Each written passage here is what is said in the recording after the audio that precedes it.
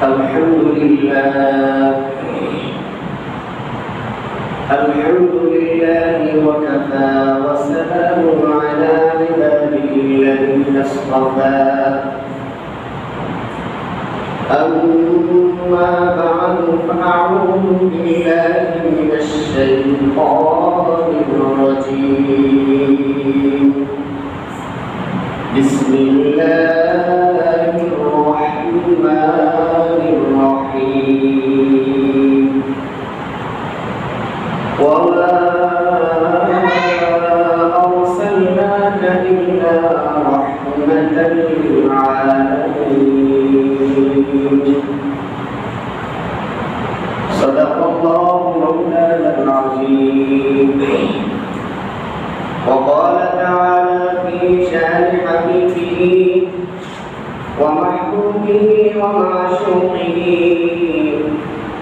إن الله وملائكته يصلون على النبي يا أيها الذين آمنوا صلوا عليه وسلموا تسليما محبة الشهد اللهم صل على محمد وعلى آل محمد كما صليت على إبراهيم وعلى آل إبراهيم إنك حميد مجيد اللهم بارك على محمد وعلى آل محمد كما باركت على إبراهيم وعلى آل إبراهيم إنك حميد مجيد بلغ العلا بكماله كشف الهدى بجماله حسنت جميع خصاله صلوا عليه وآله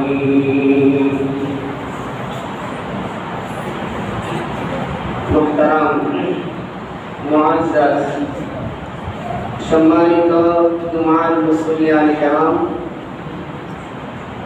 আল্লাহ তাআলার দরবারে লাখো কোটি শুকরিয়া যিনি আমাদেরকে অত্যন্ত ভালোবেসে সর্বপ্রকার প্রতিকূল অবস্থাকে উপেক্ষা করে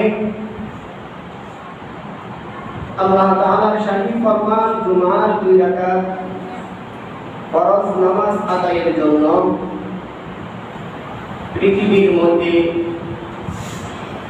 বেহেশতের বাগান শান্তির নীড় আল্লাহ তাআলার ঘর মসজিদে আযানের পরক্ষণে আসার তৌফিক দান করেছেন এজন্য অন্তরের অন্তঃস্থল থেকে কালিমাতুশ শুকর আদায় করে বলি আলহামদুলিল্লাহ।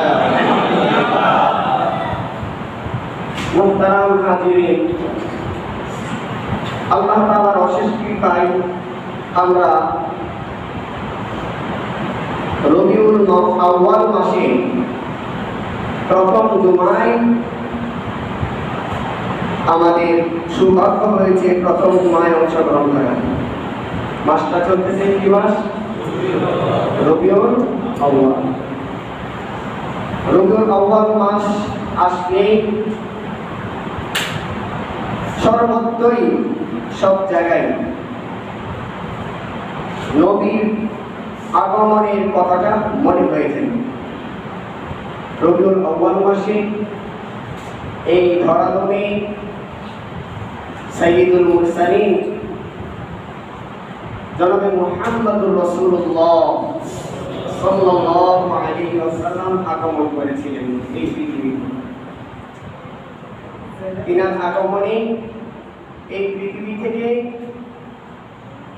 জুলুমাত অন্ধকার বিদূরিত হয়েছে, আর এই পৃথিবীর পূর্ব পশ্চিম দিগন্ত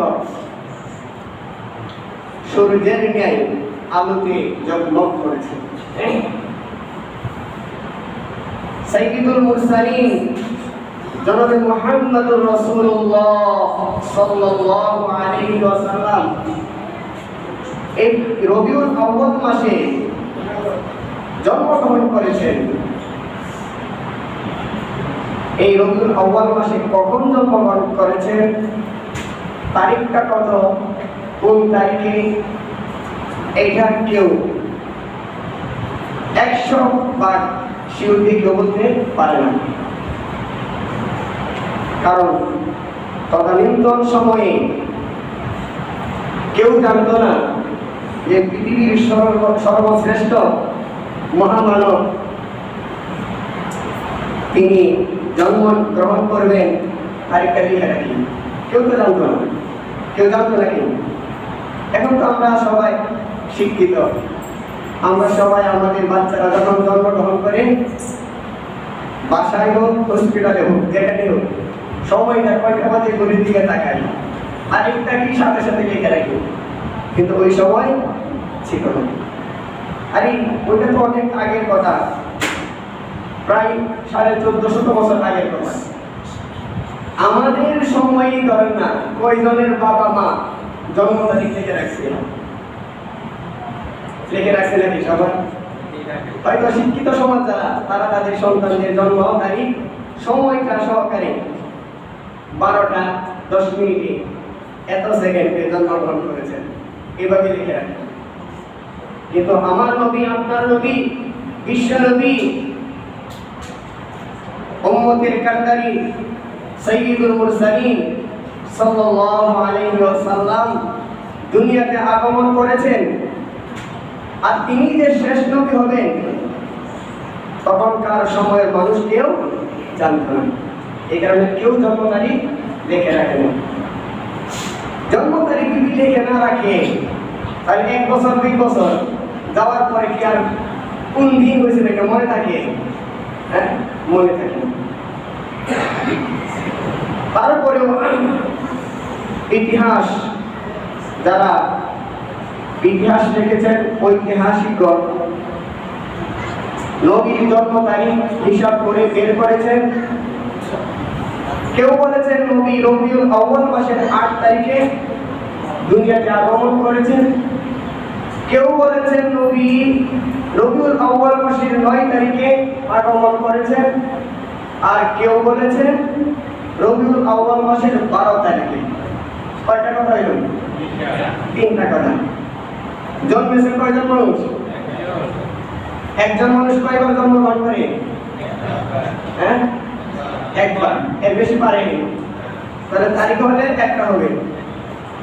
তারিখ তো সঠিকটা জানা নেই, কারণ কি করবেন? দিনটা মনে আছে, কারণ ওইটা আগেই লিপিবদ্ধ করা।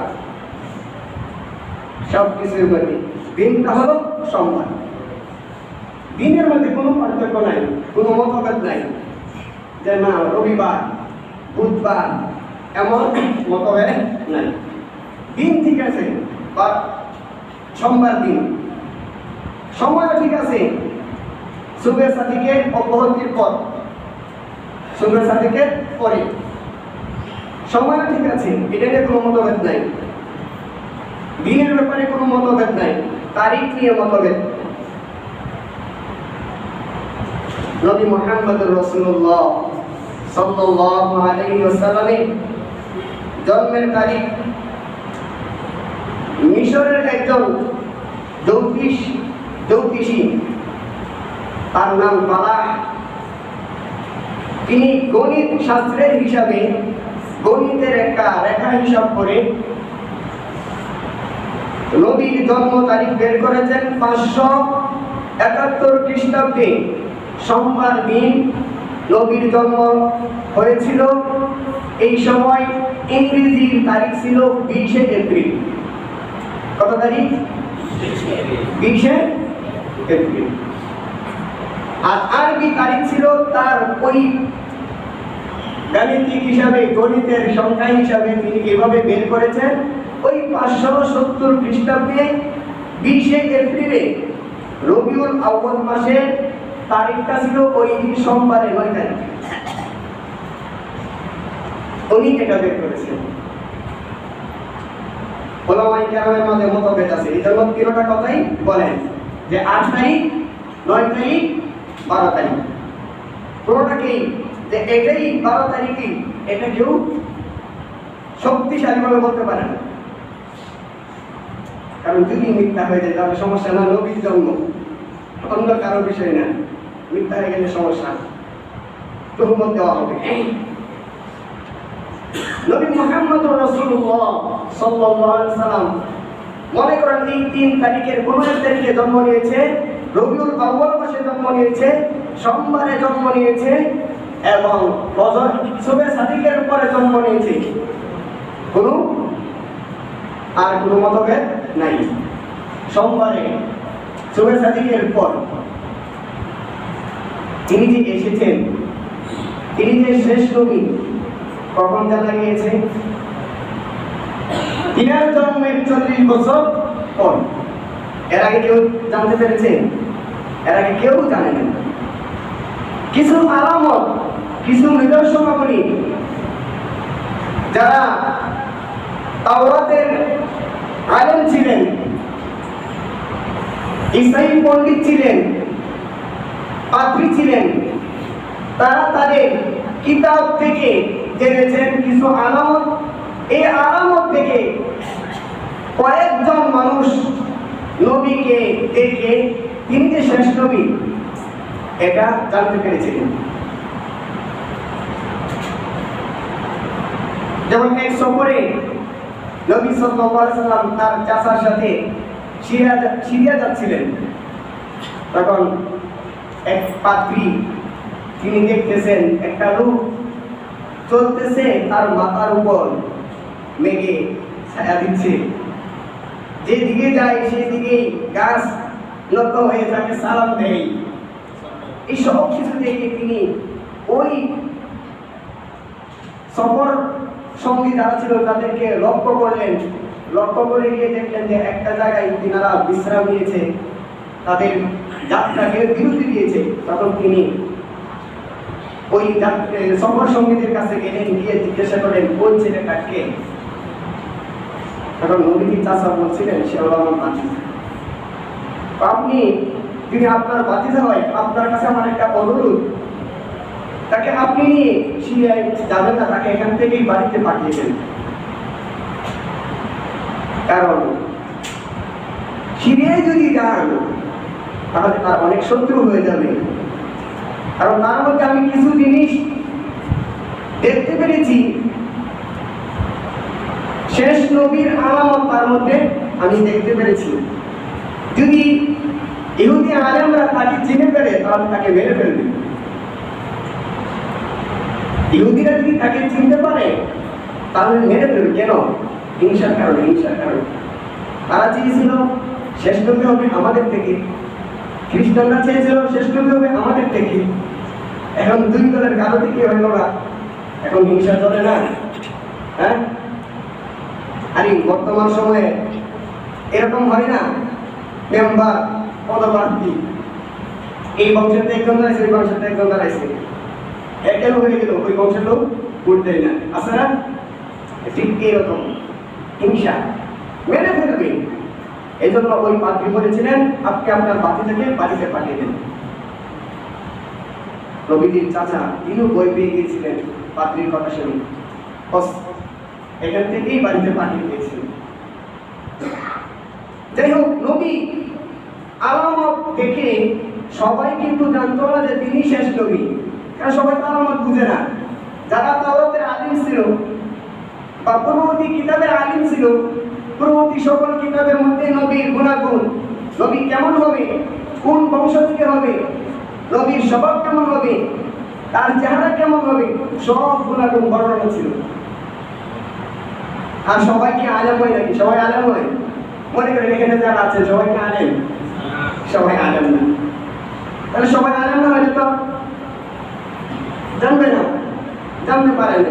এই জন্য মুসলিমায় কয়েকজন নবীকে চিনতে পেরেছিলেন, বাকিরা নবীর জন্মের 40 বছর পর যখন আল্লাহ তাআলা নবীকে নবুয়ত দান করেছেন, নবুয়ত দান করার পর তিনি যখন নবী হিসাবে ঘোষণা দিয়েছেন, তারপরে জানতে পেরেছেন যে এটাই কি শেষ নবী, এর আগে কেউ জানেন না।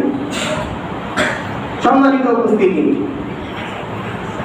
নবীর আগমন এটা কি শুধু একটা মানুষের জন্য, একটা এলাকার জন্য শেষ নবীর আগমন? কথা বুঝতে হবে। আল্লাহ পাক সুবহানাহু ওয়া তাআলা দুনিয়ার বুকে, আল্লাহ যে একজন শাসক, আল্লাহ কি? আল্লাহ তাআলা বলেন না, আল্লাহ কি? শাসক। আল্লাহ তাআলা রাজা। আল্লাহ তাআলা কি?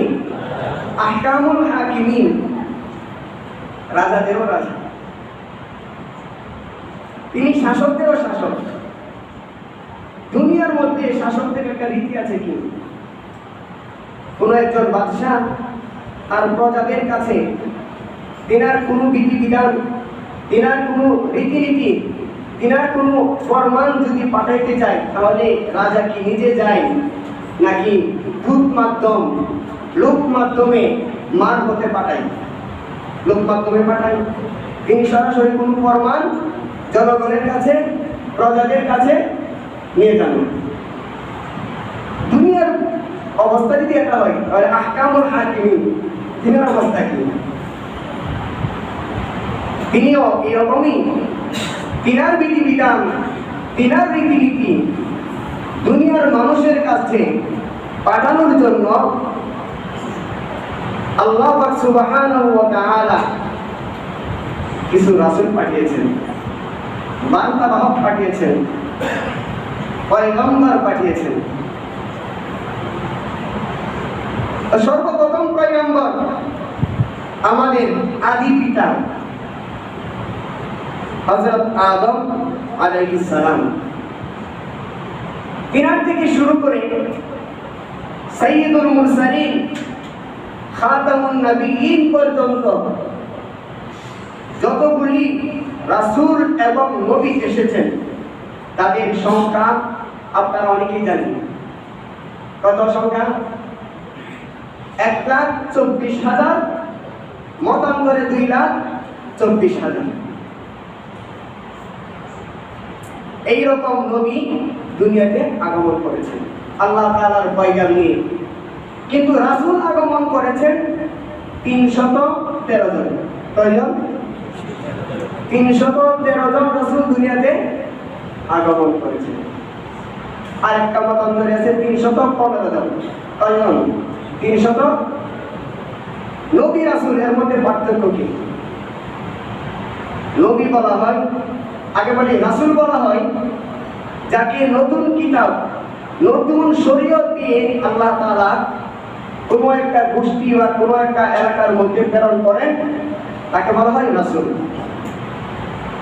নতুন কিতাব অথবা নতুন কোনো শরীয়ত দিয়ে যদি আল্লাহ তাআলা কোনো একটা এলাকার জন্য, কোনো একটা গোষ্ঠীর জন্য প্রেরণ করেন, তাকে কি বলে? রাসূল। আর নবী বলা হয় যাকে আল্লাহ তাআলা প্রেরণ করেছেন পূর্ববর্তী কিতাবের দাওয়াত, কোন একটা গোষ্ঠী, কোন একটা এলাকার মধ্যে প্রচার করার জন্য। আগের নবীর উপর যে কিতাব নাযিল হয়েছে, যে নির্দেশনা নাযিল হয়েছে, ওই নির্দেশনাই তুমি আবার ওই এলাকার মধ্যে প্রচার করো, এটাকে কি বলা হয়? নবী। আমাদের রাসূল সাইয়্যিদুল মুরসালিন, এটাকে আমরা নবীও বলি, রাসূলও বলি। কেন? তিনি রাসূল এবং সর্বশ্রেষ্ঠ রাসূল, রাসূলদেরও সর্দার সাইয়্যিদুল মুরসালিন। সাইয়্যিদ মানে নেতা, রাসূলদেরও নেতা। তিনার উপর নতুন শরীয়ত নাযিল হয়েছে, নতুন কিতাব নাযিল হয়েছে। পূর্ববর্তী কিতাবের কথাও আমরা মানি, মানে কি না? পূর্ববর্তী কিতাবগুলি আমরা মানি না? দুনিয়ার বুকে কতগুলি কিতাব নাযিল হয়েছে? ছোট বড় 100 অনেকে জানে না। আল্লাহ তাআলার পক্ষ থেকে এই জমিনে 104খানা ছোট বড় কিতাব নাযিল হয়েছে। এর মধ্যে বড় হলো 4টি। সর্বশ্রেষ্ঠ গ্রন্থ হলো আল কোরআন। সর্বশ্রেষ্ঠ নবী জনাব মুহাম্মদুর রাসূলুল্লাহ সাল্লাল্লাহু আলাইহি ওয়াসাল্লাম। তিনি সর্বশেষ, গ্রন্থ সর্বশেষ।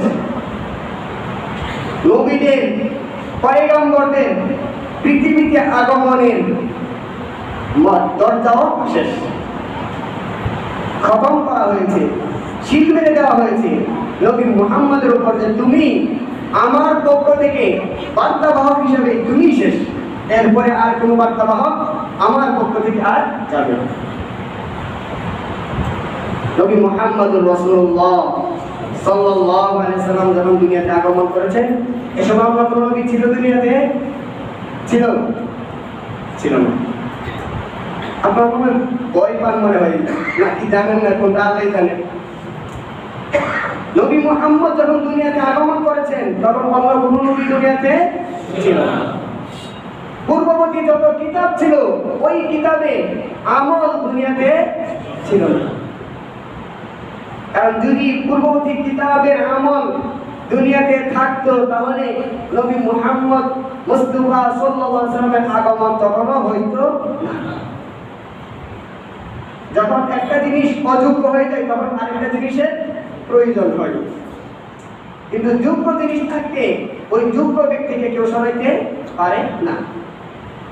নবী মুহাম্মদুর রাসূলুল্লাহ সাল্লাল্লাহু আলাইহি ওয়াসাল্লাম যখন এসেছেন তার আগে যিনি নবী ছিলেন তার নাম হলো কি? হযরত ঈসা আলাইহিস সালাম। নবী জন্মের প্রায় 600 বছর পূর্বে তিনার দিন, তিনার শরীয়ত দুনিয়ার বুকে জারি ছিল। তিনাকে আল্লাহ তাআলা আসমানে উঠিয়ে নিয়েছেন, আপনারা সকলেই জানেন। কিন্তু পৃথিবীর বুকে একদল মানুষ আছে তারা বিশ্বাস করে তিনাকে কি করা হয়েছে? ছুরিতে চড়ানো হয়েছে, তাকে ক্রুশবিদ্ধ করে হত্যা করা হয়েছে। নাউযুবিল্লাহ। সবাই বলেন নাউযুবিল্লাহ। এই কথা যদি কারো মনে এরকম ওই যেই দল আছে যে তারা বলে ঈসা আলাইহিস সালামকে তারা ক্রুশবিদ্ধ করে ছুরিতে চড়িয়ে হত্যা করেছে, এই বিশ্বাসী লোকদের সাথে আমরা যদি কেউ সমর্থন করি তাহলে আমার নাম আর মুসলিম থাকবে থাকবে না। আপনারাই বলতেছেন, আমার বলার দরকার না, আপনারাই বলেন। তাদের নাম মুসলিম থাকবে না। নবী মুহাম্মদের আগমনের পর আরো কেউ যদি নবী হিসাবে দাবি করে তাহলে সে মৃত্যু। তাহলে সে কি বলেন না? সবাই বলেন কি? বলতে হবে না। নবী মুহাম্মদ সাল্লাল্লাহু আলাইহি ওয়াসাল্লামের আগমনের পরে কেউ যদি নবী দাবি করে তাহলে সে হলো মৃত্যু নবী। এইরকম নবী দুনিয়াতে আগমন করেছে, মৃত্যু নবী। অনেকে নবীর জীবদ্দশায় নবীর পরে আবু বকর রাদিয়াল্লাহু তাআলার শাসনামলে এরকম মিথ্যা নবীর দাবিদার ছিল, আবির্ভাব ঘটেছিল। তো নবী মুহাম্মদ মুস্তাফা সাল্লাল্লাহু আলাইহি সাল্লাম তিনি হলেন সকল মানুষের নবী, সকল মানবের নবী। নবীর আগমনের পরে যত মানুষ দুনিয়াতে আছে কিয়ামত পর্যন্ত থাকবে তিনি হলেন সকলের নবী। তাহলে হিন্দু, বুদ্ধ, খ্রিস্টান আরো যত মানুষ আছে তাদের নবীকে বলেন কে নবী? আরে সবাই কথাটা বুঝেন নাই। নবী হলেন নবীর আগমনের পরে যখন থেকে নবীর নবুয়ত প্রকাশ পেয়েছে তখন থেকে নিয়ে কিয়ামত যেদিন হবে, কিয়ামত পর্যন্ত যত মানুষ দুনিয়াতে আসবে তিনি সকলের নবী। তিনি সকলের নবী। জাতিগত আমরা ভিন্ন হইতে পারি কেউ মিথ্যা ধর্মের দাবিদার হইতে পারে, কিন্তু নবী কিন্তু একজন। আমাদের সকলের নবী একজন। হিন্দুদের নবী মুহাম্মদ, বৌদ্ধদের নবী মুহাম্মদ, খ্রিস্টানদের নবী মুহাম্মদ, ইহুদিদের নবী মুহাম্মদ। যত জাতি আছে পৃথিবীতে, বর্তমান অস্তিত্ব যে সমস্ত জাতি আছে, সকল অস্তিত্ব জাতি নবী হলেন মুহাম্মদ মুস্তাফা সাল্লাল্লাহু আলাইহি ওয়াসাল্লাম। চাই সে মানব আর না মানব, জমিনে থাকুক আসমানে থাকুক, যেখানেই থাকুক মানুষ, চাঁদের দেশে থাকুক, আরো বিভিন্ন গ্রহে থাকুক, মাটির নিচে থাকুক, সকলেই নবী মুহাম্মদ মুস্তাফা সাল্লাল্লাহু আলাইহি ওয়াসাল্লাম। আল্লাহ তাআলা কোরআনে কারীমের মধ্যে বলেছেন, ওয়া মা আরসালনাকা ইল্লা রাহমাতাল লিল আলামিন। যদি তিনি সকলের নবী না হতেন তাহলে রাহমাতাল লিল আলামিন বলতেন না। তাহলে যেই জাতির জন্য নবী হতেন সেই জাতির কথাই উল্লেখ করতেন। আল্লাহ তাআলা বলেছেন, জগৎবাসীর জন্য নবীর আগমন, জগৎবাসীর জন্য নবীকে আল্লাহ তাআলা প্রেরণ করেছেন কি হিসাবে? রহমত হিসাবে, করুণা হিসাবে। বর্তমান মহামারী করোনা না, করোনা মানে দয়া, দয়া নবী হিসাবে তিনি সকল মানুষের জন্য আল্লাহ তাআলা মুহাম্মদ মুস্তাফা সাল্লাল্লাহু আলাইহি সাল্লামকে প্রেরণ করেছেন। আল্লাহ তাআলা অন্য এক জায়গায় বলেন, কুল বিফাদলিল্লাহি ওয়া বিরহমাতিহি ফাবিযালিকা ফালইফরাহু। এখানে এসে আমাদের কথা কি?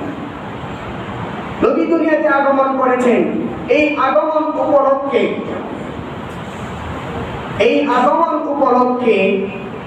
আমরা আনন্দ প্রকাশ করতে পারি কিনা বলেন? বলেন বলেন। নবী দুনিয়াতে আগমন ঘটেছে, এতে কি আমরা খুশি না বেজার? কেমন খুশি? খুশির দ্বারা এখন কি কাপড় খুলে নাচা শুরু করবো নাকি? কারণ আমরা তো খুশি হইতে হইতে আনন্দ প্রকাশ করতে করতে কাপড় খুলে ফেলি, তাই না? এমন হয় না? এমন তো হয়। নবীর আগমন উপলক্ষে কেউ যদি আনন্দ প্রকাশ না করে, কেউ যদি আনন্দিত না হয়, তাহলে সে নবীর কি দুশমন। নবীর আগমন উপলক্ষে কেউ যদি খুশি না হয়, সে হবে নবীর দুশমন। কিন্তু এই আগমন উপলক্ষে কিভাবে আনন্দ প্রকাশ করব, কিভাবে খুশি প্রকাশ করব, এটা একটা নীতিমালা আছে।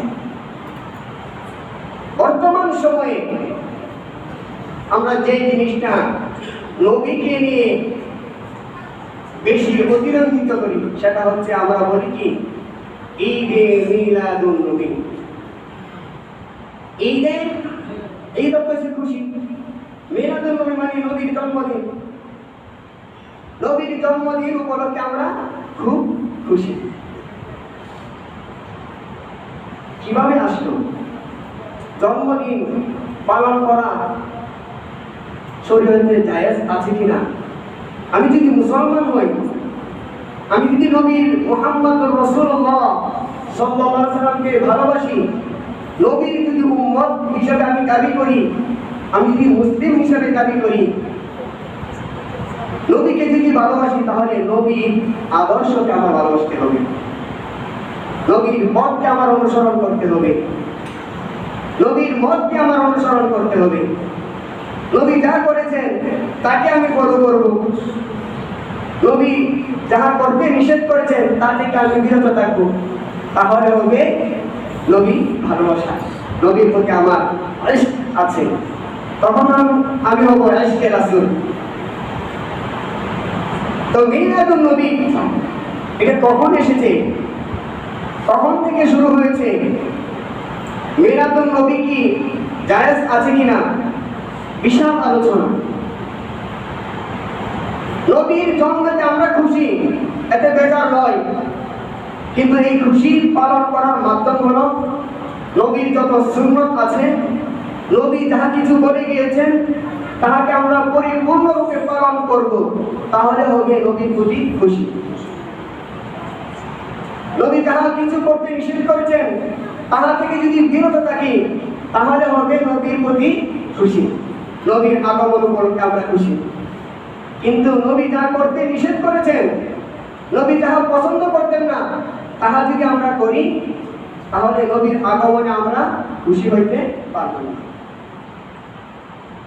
কিছু মানুষ আছে নবী করিম সাল্লাল্লাহু আলাইহি ওয়াসাল্লামের ওফাতের অনেক দিন পর, প্রায় 604 হিজরিতে মিলাদুন নবী প্রতিষ্ঠিত হয়েছে। মিলাদুন নবী, মিলাদ মাহফিল 604 হিজরিতে ইরাকের তদানীন্তন সময়ে ইরাকের বাদশাহ একজন রাজদরবারে কিছু মৌলবী থাকে, রাজার কথা মতো চলে, রাজা যা বলবে তাই, শরীয়তের ধারণা, মন্ত্রী যা বলবে তাই মানি, কোরআন হাদিসে তার ধারণা। সব যুগেই ছিল, সব সময়ই থাকে এরকম। তদানীন্তন সময় ইরাকের মৌসুলে ওই একজন মৌলবী, নাম তার মুজাফফরউদ্দিন কুফরি, 604 হিজরিতে মিলাদ মাহফিল কায়েম করেছে, মিলাদুন নবী পালন শুরু করেছে। এরপরে ধাপে ধাপে ধাপে ধাপে আস্তে আস্তে এটা এমন পর্যায়ে এসেছে, এক সময় তারা এই মিলাদুন নবীর সাথে ঈদ শব্দ যোগ করে দিয়েছে।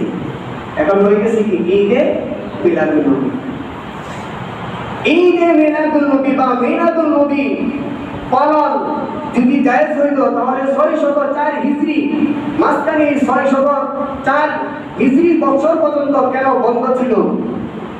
যদি এটা জায়েজ হলো, নবীর আশিক সাহাবায়ে কেরাম সবচেয়ে বেশি ছিল নাকি 604 বছর পরে যিনি মিলাদুন নবী প্রতিষ্ঠা করেছেন তিনি বেশি আশিক? বলেন তো সবাই। হ্যাঁ, নবীর আশিক কে বেশি ছিল?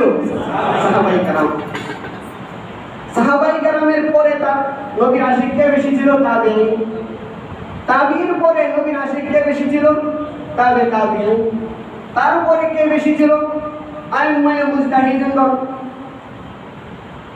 সাহাবায়ে কেরাম নবীর প্রত্যেকটা কথাকে এমন ভাবে মানতেন, তাদের জীবনটাকে তৎক্ষণাৎ তরবারির নিচে বিসর্জন দিয়ে দিতেন। নবীকে এত ভালোবাসতেন। নবীর জন্মদিন যদি পালন করা জায়েজ হতো তাহলে সর্বপ্রথম আগে নবী পালন করত। কি বলেন আপনারা? কারণ নবী তো হলেন সর্বশ্রেষ্ঠ নবী, তিনার পরে আর কোনো নবী আসবে না, তিনার পরে আর কোনো শরীয়ত আসবে না, তিনার পরে আর কোনো কিতাব নাযিল হবে না। আর আল্লাহ তাআলা কোরআনে কারীমের মধ্যে বলে দিয়েছেন, আল ইয়াউমা আকমালতু লাকুম দীনাকুম ওয়া আতমামতু আলাইকুম নি'মাতি ওয়া রাদিতু লাকুমুল ইসলাম দীনা। ইসলামকে আমি কমপ্লিট করে দিয়েছি। বিদায় হজের ভাষণে আল্লাহ রাসূল সাল্লাল্লাহু আলাইহি ওয়াসাল্লাম সহলক্ষ সাহাবাকে উপস্থিত রেখে জিজ্ঞাসা করেছেন, আলা হাল বাল্লাগতা, আমি কি তোমাদের কাছে আমার যে রিসালাতের দায়িত্ব দেওয়া হয়েছিল সেটা কি পৌঁছাইতে পেরেছি? সকলে বলেছিলেন বালা। সকলেই বলেছেন, এক বাক্যে বলেছেন হ্যাঁ বাল্লাগতা, আপনি পৌঁছিয়েছেন। তারপরে নবীর ওফাত হয়েছে। এখন যদি কেউ বলে যে 604 হিজরির সময় মিলাদুন নবীকে প্রতিষ্ঠা করেছে, এটা ভালো, এটা করা ভালো, মিলাদ মাহফিল করা ভালো, এটা শরীয়তের মধ্যে আছে, সওয়াব হবে, তাহলে বোঝা গেল ইসলাম 604 হিজরি পর্যন্ত সম্পূর্ণ ছিল না, কমপ্লিট ছিল না। 604 হিজরির সময় এসে ইসলাম কমপ্লিট হয়েছে। আল ইয়াউমা আকমালতু লাকুম দীনাকুম ওয়া আতমামতু আলাইকুম নি'মাতি ওয়া রাদিতু লাকুমুল ইসলাম দীনা। আল্লাহ পাকের এই যে তদানীন্তন বাণী, চিরন্তন বাণী, এটা মিথ্যা প্রমাণিত হবে। কি প্রমাণিত হবে? মিথ্যা। যে ইসলাম 604 হিজরিতে এসে কমপ্লিট হয়েছে, এর আগে কমপ্লিট হয়নি। সম্মানিত উপস্থিতি, আমরা মিলাদুন নবী, ঈদে মিলাদুন নবী কোনটার তার কাছে যাব না, কারণ শরীয়ত জন্মদিন পালন করা জায়েজ করে নাই। নবী মুহাম্মদুর রাসূলুল্লাহ সাল্লাল্লাহু আলাইহি সাল্লাম জন্মদিন পালনের অনুমতি দেন নাই, সাহাবায়ে কেরাম জন্মদিন পালন করেন নাই, তাবিঈনগণ পালন করেন নাই, তাবিঈনগণ পালন করেন নাই। চার ইমাম, ইমাম আবু হানিফা, ইমাম মালিক, ইমাম শাফিঈ, ইমাম আহমদ ইবনে হাম্বল, তারা জন্মদিন পালন করেন নাই। তারপরে ইমাম তিরমিজি, ইমাম বুখারী, ইমাম মুসলিম, ইমাম নাসাই, এইরকম বড় বড় হাদিসের কিতাবের যে মনীষীগণ আছেন তারা কেউ এরকম জন্মদিন পালন করেন। সুতরাং আমরা যদি ইসলামকে ভালোবাসি, আমরা যদি নবী মুহাম্মদুর রাসূলুল্লাহ সাল্লাল্লাহু আলাইহি সাল্লামকে ভালোবাসি, তাহলে আমরাও জন্মদিন পালন করতে পারি না। আল্লাহ তাআলা এই কথার উপর আমাদের সবাইকে আমল করার তৌফিক দান করুন। আলোচনা চলবে, এই মাসটাই হলো নবীর পুরা জীবন নিয়ে আলোচনা চলবে ইনশাআল্লাহ। সব সময় নবীর জীবন নিয়ে আলোচনা হয়, কোন সময় নবীর জীবনী ছাড়া আমরা আলোচনা করি না, সব সময় নবীর জীবনের উপর আলোচনা চলতেই থাকে। তারপর বিশেষ করে রবিউল আউয়াল মাস আসলেই কিছু মানুষ অতি উৎসাহী হয়ে, আবেগী হয়ে ঈদে মিলাদুন নবী পালনের নামে ব্যস্ত হয়ে পড়ে। তাই আমরা ওই ইতিহাস থেকে কিছু কথা আপনাদের সামনে আবার নতুন করে জাগরণ করি। আল্লাহ তাআলা আমাদের সবাইকে যেই কথাগুলি শুনেছি, যতটুকু শুনেছি ততটুকু মনে রাখার তৌফিক দান করুন, এবং পরবর্তীতে আমি ইনশাআল্লাহ ধারাবাহিক আলোচনা করব। আল্লাহ যেহেতু সামনে যে দিনগুলি আসতেছে, 12 রবিউল আউয়াল আসলেই যেন আমরা এরকম আবেগী না হয়ে যায়। আল্লাহ তাআলা আমাদের সবাইকে বুঝার তৌফিক দান করুন। ওয়া আখিরু দাওয়ানা আলহামদুলিল্লাহি রাব্বিল আলামিন।